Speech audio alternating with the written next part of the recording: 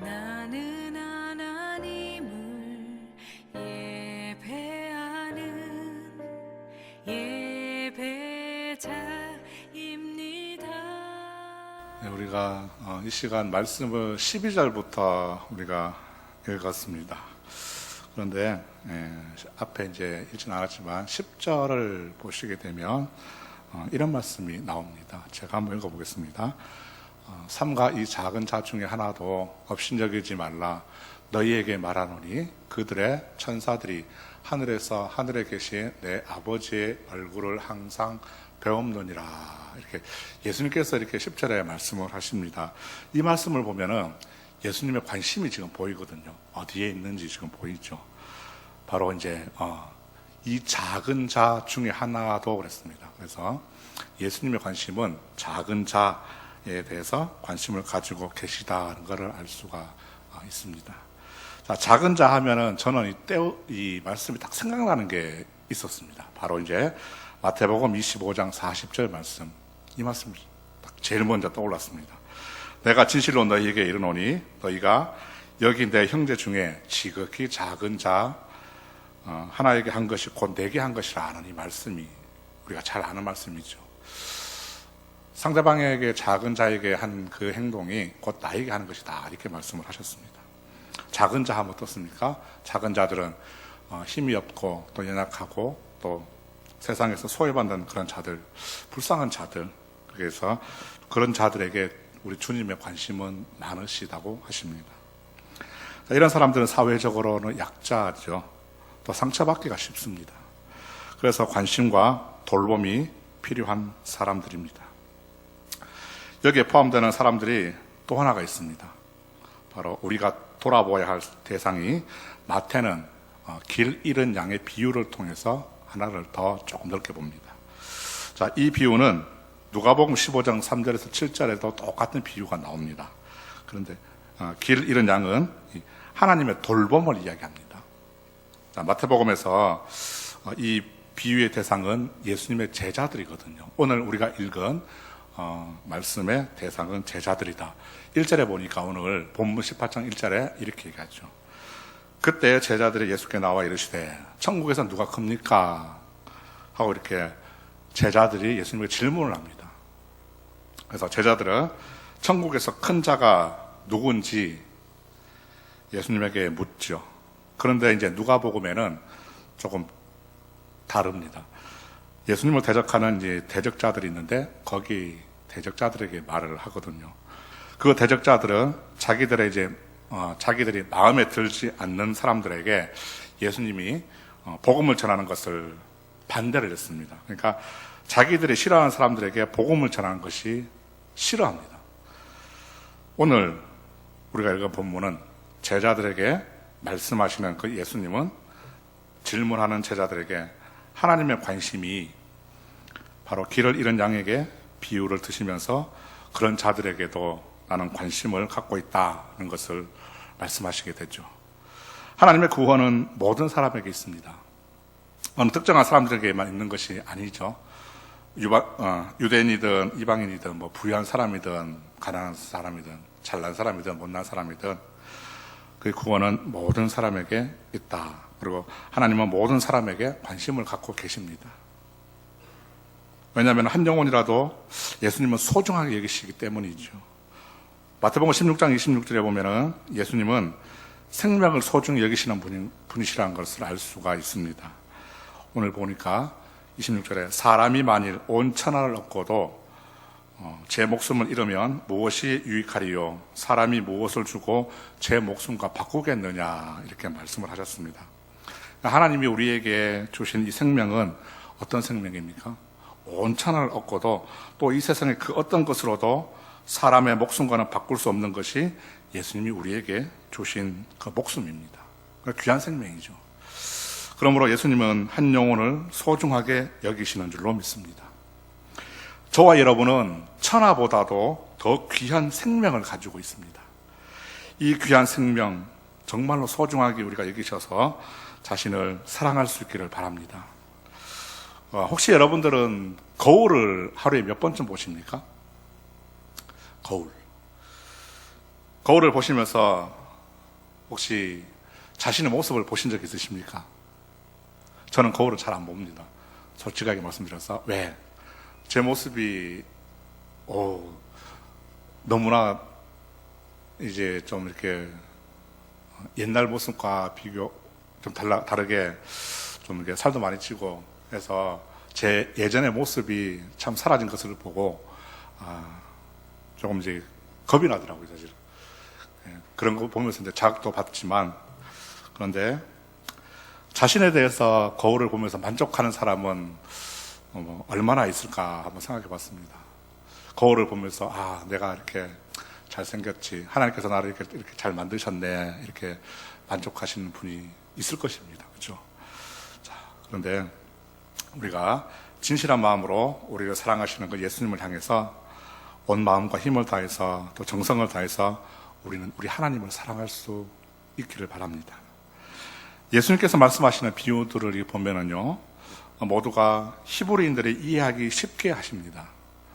보통 알아듣기 쉬운 그냥 일반적인 그냥 평범한 상황들을 가지고 이야기를 하세요.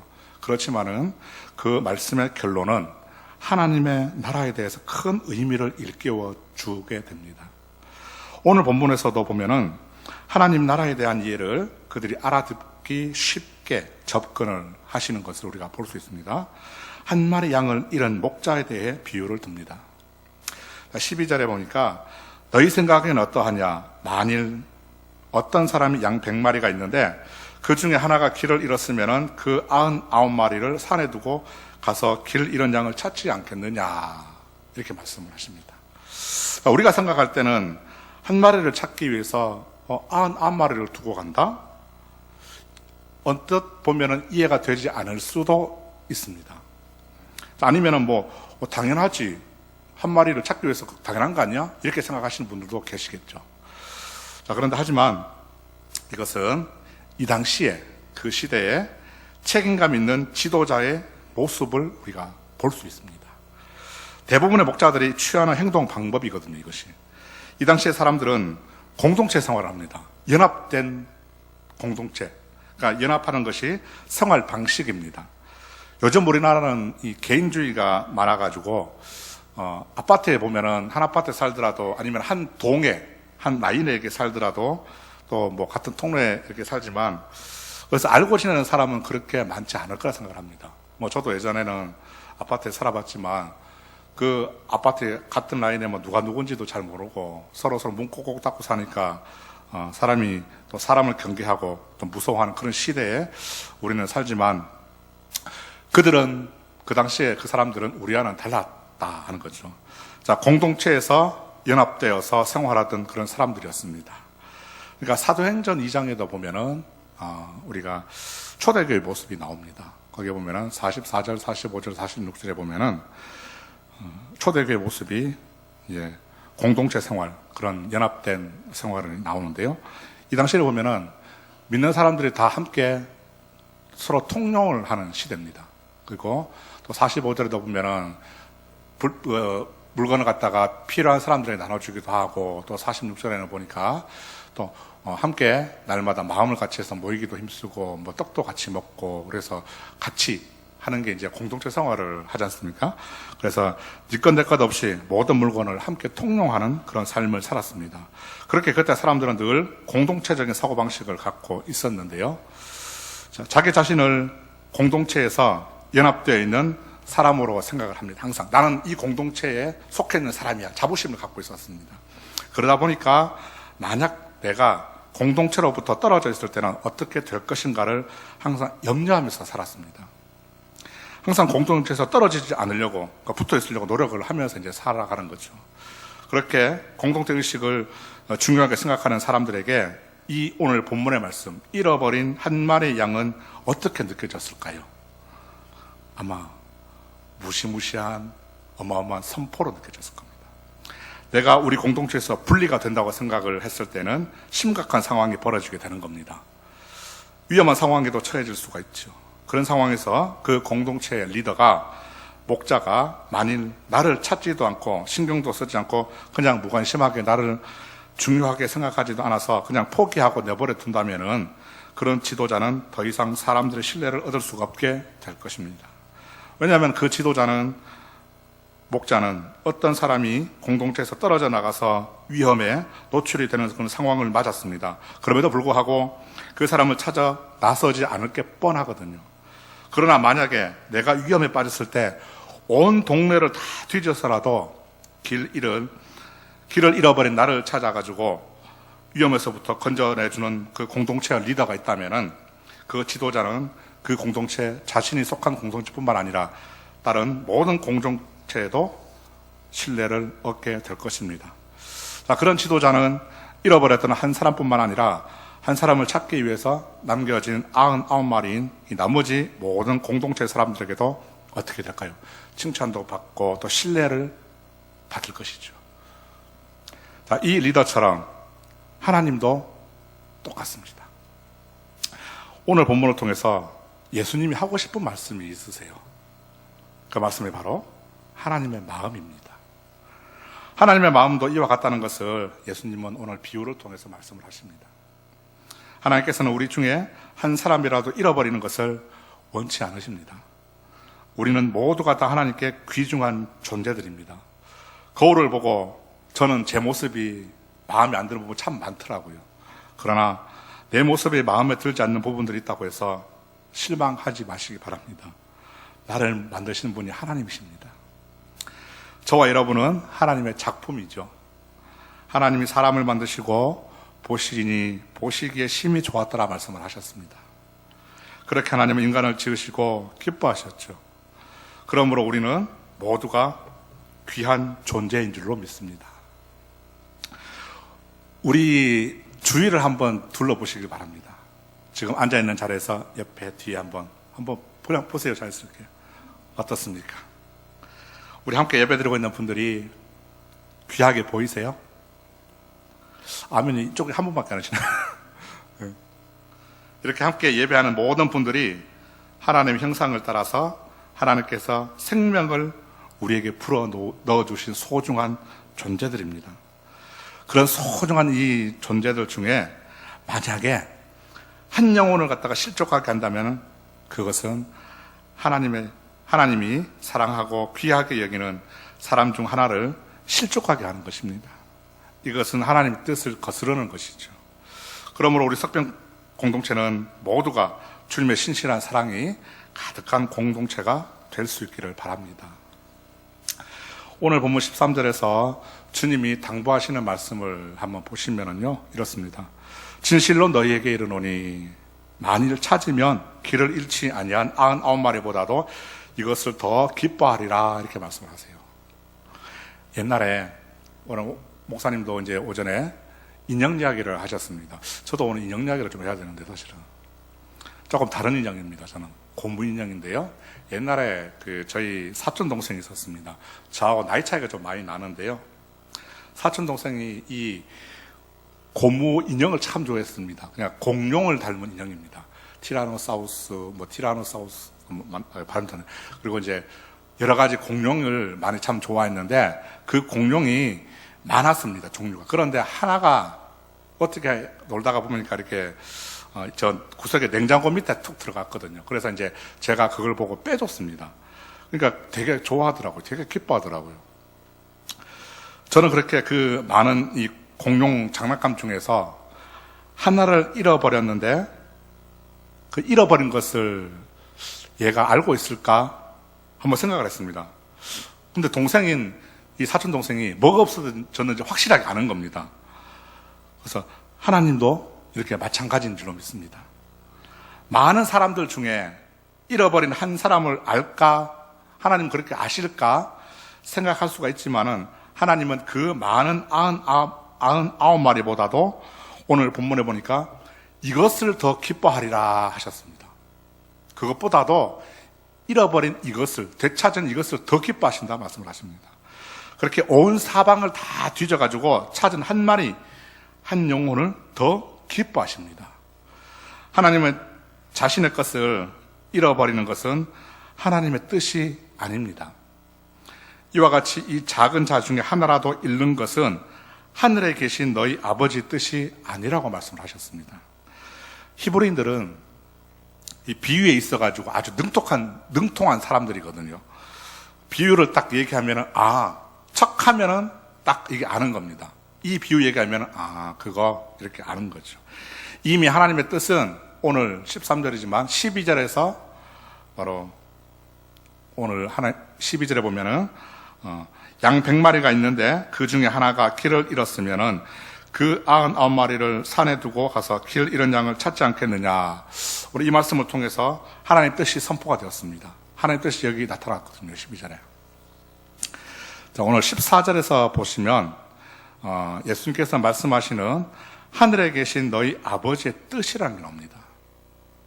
하늘에 계신 너희 아버지 뜻은 하나님 나라의 백성 가운데 바로 작은 자 하나라도 잃지 않는 것입니다. 그것이 아버지의 뜻이죠. 그렇기 때문에 만약 누구든지 작은 자 하나를 실족하게 해서 하나님 나라에서 떨어지고 멀어지게 하는 사람은 하나님 뜻에 반대로 행동하는 사람입니다. 그러니까 하나님 뜻을 따르지 않는 것이죠. 우리의 인생이 자신에게는 소중하죠. 저의 인생도 마찬가지 짧은 인생 살았지만 저에게는 참 소중합니다. 지나갔던 앞으로 올 인생이든. 자기 자신이 소중하지 않는 사람은 아무도 없습니다. 자신이 소중하지 않는 사람은 아무도 없습니다. 하나님께는 모든 인생이 귀하고 소중합니다. 예수님은 그렇게 귀한 한 영혼을 위해서 하신 것이 이곳저곳 여러 곳을 다니시면서 전도를 하셨습니다. 주님을 따르는 사도들의 삶은 주님의 뜻을 따라서 한 생명이라도 구원으로 인도하기 위해서 고난과 박해를 두려워하지 않는 삶을 살았습니다. 그것이 가능할 수 있었던 것은 한 영혼을 소중하게 여기시는 하나님의 뜻 때문이었습니다. 하나님 그곳에 역사하셨기 때문이죠. 이 말씀을 통해서 우리는 사람이 범죄로 하나님의 품을 떠나서 방황할 때 그때 주님은 어떤 행동을 취하신다는 걸 알 수 있습니다. 바로 오늘 본문 말씀처럼 모든 것을 다 제쳐두고 그 잃어버린 영혼을 찾으시는 하나님을 보여줍니다. 이런 양과 같이 지금 세상에 잃어버린 죄 때문에 신음하고 있는 이 백성들을 구원하시기 위해서 하나님께서는 예수님을 이 땅에 보내셨습니다. 그 보내신 이유는 우리가 잘 아는 대로 한 생명을 소중하게 여기시는 하나님의 사랑 때문인 줄로 믿습니다. 저와 여러분은 하루에 얼마나 감사를 하십니까? 정말로 우리는 감사해야 할 사람들인 줄로 믿습니다. 하나님의 은혜와 사랑을 입은 자이기 때문이죠. 우리 절을 한번 따라해 보시면 감사하겠습니다. 절을 한번 따라해 주십시오. 나는 하나님의 한없는 사랑을 받은 존재입니다.